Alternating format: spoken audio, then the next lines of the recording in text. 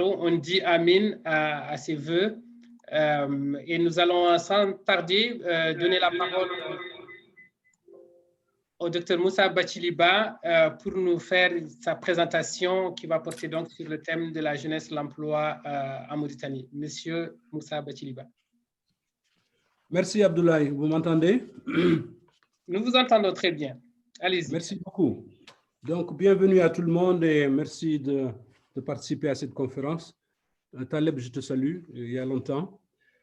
Je voudrais prendre donc quelques minutes pour vous exposer quelques dimensions de ce thème, en référence à l'ODD 8 que Abdoulaye a rappelé et sur lequel je voudrais attirer l'attention sur le concept de travail décent.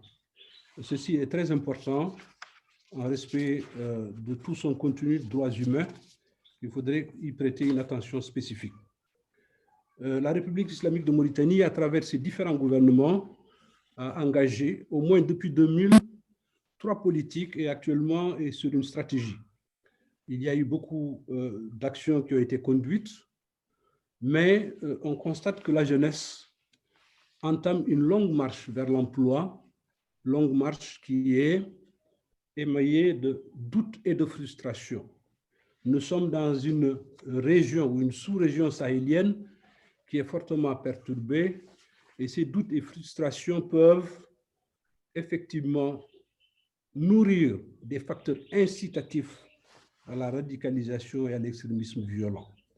C'est pourquoi donc cette thématique est d'importance et qu'il faudrait pouvoir en trouver des solutions urgentes. Je vais aborder 3 dimensions de cette problématique et vous proposer quelques mesures. Les 3 dimensions sont relatives aux compétences, au genre et aux perceptions que les jeunes se font de leur situation. Au niveau des compétences, cette dimension est relative à la formation du capital humain, c'est-à-dire les compétences que les agents économiques sont dotés pour se présenter devant au marché du travail ou sur les différents marchés du travail.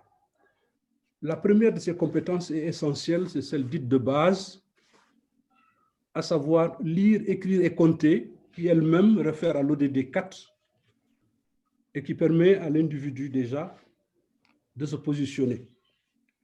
Cette compétence est essentielle, comme je l'ai dit. À ce niveau, j'ai identifié 2 indicateurs qui constituent des freins majeurs. Le premier, c'est celui de l'accès de l'élève aux livres de lecture, de calcul. Selon les statistiques, 8 élèves sur 10 dans l'école fondamentale n'ont pas accès à ces livres. Et je voudrais prendre 1 minute pour me rappeler de cette image du maire de Mbout à Damassi, qui, lors de la cérémonie de lancement de l'année scolaire 2021, a dit ceci, je cite de mémoire: « Monsieur le Président, quand j'étais élève en Mbout, donc pendant la période coloniale, j'avais une plume, en porte-plume, des buvards, des cahiers, de bons enseignants et un internat. Aujourd'hui, j'ai une centaine d'élèves que je ne peux pas scolariser parce que je n'ai pas de classe. » Je pense que c'est... Je voulais juste vous interrompre là avant que vous alliez plus loin. Il y a quelques participants qui se plaignent de ce que le volume ne soit pas à un niveau satisfaisant. Est-ce que vous pouvez juste l'augmenter un peu et je vous laisse reprendre la main. Il n'est pas suffisant? Je ne parle pas fort? Essayez maintenant. Donc, je disais donc, je n'ai pas besoin de revenir sur ce que j'ai déjà dit, je pense. Non, non, c'est bon, oui. La deuxième compétence qui est importante, c'est celle dite cognitive, qui est en fait une compétence plus globale qui permet à l'individu d'accéder au diplôme le plus élevé pour mieux se situer sur les segments les plus compétitifs des marchés du travail.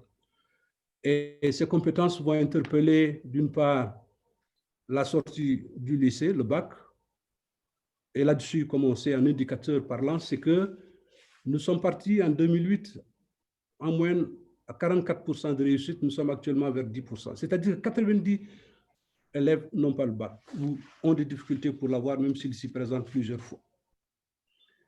Le deuxième indicateur important que j'ai identifié, c'est au niveau de l'université. Il y a un excellent rapport qui vient d'être fait, qui a été fait en 2018, qui fait un diagnostic assez précis et qui propose des pistes assez intéressantes. Mais nous avons, moi, à mon avis, un problème important et majeur, c'est la réforme LMD, licence, master, doctorat. Au niveau de cette réforme, on y est depuis une dizaine d'années, il n'y a jamais eu d'évaluation et nous ne sommes pas convaincus, et je crois d'ailleurs que nous sommes convaincus que les filières de référence issues de ces LMD ne sont pas peut-être pertinentes par rapport au marché du travail. La troisième compétence, c'est celle dite de vie technique et professionnelle. Dans ce domaine, nous avons actuellement une stratégie qui se termine d'ailleurs cette année en principe.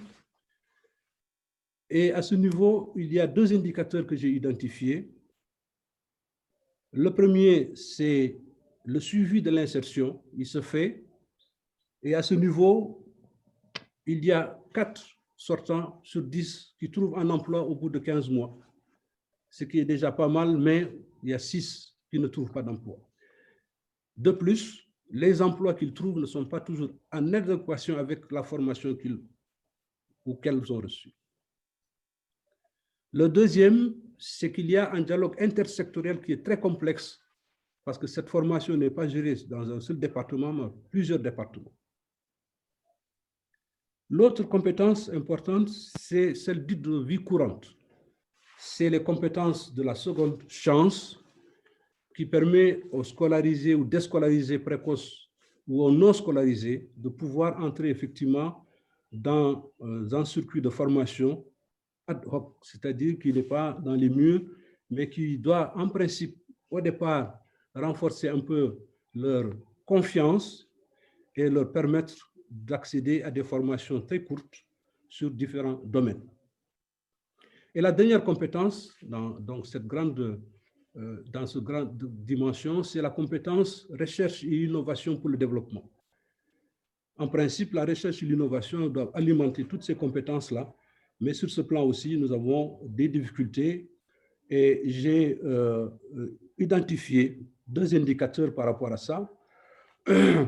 C'est d'abord, nous n'avons pas, malgré les dernières mesures prises de mise en place d'une agence nationale de la recherche et de l'innovation, nous avons un problème sur, effectivement, la recherche appliquée. Et l'autre indicateur, c'est que quand vous prenez des centres comme le CNARADA à Kaïdi ou les NVA à Kaïdi ont été fermés pendant des années. Donc, on a là-dessus aussi des problèmes donc, de recherche appliquée. Cette dimension, en fait, pose la question centrale de l'adéquation des compétences offertes aux compétences demandées. Bien sûr, cela soulève 2 ou 3 sous-questions. La première sous-question est celle de savoir qui formule les demandes ou les compétences au niveau du marché. Là-dessus, on a beaucoup de problèmes. Deuxièmement, qui certifie ces compétences? Troisièmement, quel est le dialogue interinstitutionnel ou sectoriel qui permette de mieux maîtriser toutes ces dimensions? La deuxième dimension importante, c'est celle dite du genre. Et il y a un paradoxe dans cette dimension. Les femmes sont majoritaires en Mauritanie, comme partout ailleurs d'ailleurs dans le monde à peu près, mais elles sont exclues, en particulier les jeunes filles. Le deuxième paradoxe, c'est que la Mauritanie est un pays champion dans le cadre de la scolarisation des filles. On n'a pas besoin de statistiques, il suffit d'aller dans une école publique en Mauritanie pour voir cela. Il y a plus de jeunes petites filles que de jeunes garçons. Mais ces filles sont bloquées de façon très précoce dans leur parcours scolaire par des facteurs socioculturels, mariage précoce, grossesse précoce, etc., mais aussi par d'autres facteurs liés à l'offre de l'éducation. La discontinuité éducative, par exemple, bloque la fille dès l'instant qu'elle doit se déplacer de son lieu de résidence séparant un autre lieu de résidence, cela pose problème. Donc, cette dimension genre est extrêmement importante dans la mesure où toutes les politiques et les stratégies sont peu sensibles à cette dimension. Certes, il y a des efforts qui ont été faits, mais on ne peut pas tabler sur une croissance inclusive si la moitié ou la majorité de la population est exclue. La troisième dimension est celle de la perception des jeunes du marché du travail de façon globale. Elle réfère à leur appréciation des politiques publiques mises en œuvre. Elle réfère à leur participation à la prise de décision. Elle réfère à l'appréciation de leurs propres compétences. Et elle a un indicateur assez important, c'est le tri que les jeunes font par rapport au marché de l'emploi. Ce tri fait que, d'un point de vue socio-culturel, certains métiers sont délaissés par rapport à d'autres parce que jugés non valorisants. Et c'est un des problèmes d'ailleurs qu'on rencontre beaucoup quand on offre des formations techniques et professionnelles. Les bénéficiaires, après la formation, une fois installés, délaissent souvent l'emploi. Donc, par rapport à ces trois dimensions, je voudrais proposer 5 mesures en rappelant que la Mauritanie est un pays riche. La Mauritanie est un pays riche, mais il fait face à un redoutable problème, celui de la gouvernance, de la corruption, de l'impunité qui font des ravages terribles. Je sais qu'il y a actuellement une stratégie nationale sur l'emploi et un programme très ambitieux. Je voudrais donc indiquer 5 mesures. La première, c'est d'engager une étude de capitalisation sur ce qui a été fait sur l'emploi. Il a été fait énormément de choses, mais on n'en voit pas une visibilité, une lisibilité qui permettent d'alimenter en retour les politiques et les stratégies et les actions. C'est pourquoi donc il faudrait engager cette étude. Je prends un exemple. Il y a un fonds au niveau du ministère de la Jeunesse qui est alimenté par le reversement d'1% des recettes douanières. Ce fonds, effectivement, existe et a été utilisé pour les infrastructures, etc. Il serait bon de savoir, effectivement, comment il a fonctionné et quelles sont les leçons qu'on peut tirer en vue de monter un autre fonds qui est envisagé dans la stratégie, un fonds d'affectation spéciale lié à la loi des finances qui va être effectivement élaboré. Le deuxième exemple, c'est qu'on a 3 ou 4 politiques qui ont été mises en œuvre, on a une multitude de projets, mais on ne sait pas comment tout cela a été fait, quelles sont les leçons qu'on peut en tirer. La deuxième mesure, c'est d'engager une réflexion spécifique sur l'emploi de la jeune fille. Je pense que c'est important parce qu'elles sont vraiment délaissées, recluses, elles travaillent, elles ont de bons résultats scolaires, mais elles ne peuvent pas aller très loin. On peut donc engager une réflexion là-dessus, une étude très pointue. Ces 2 études peuvent se faire sans qu'on formule une requête à qui que ce soit comme partenaire. Il suffit tout simplement de demander à l'université de Nouakchott de monter des équipes pluridisciplinaires, d'élaborer des protocoles de recherche, de recruter des étudiants en master et de faire cette recherche. Je pense que cela est du domaine du faisable. La troisième mesure est d'ordre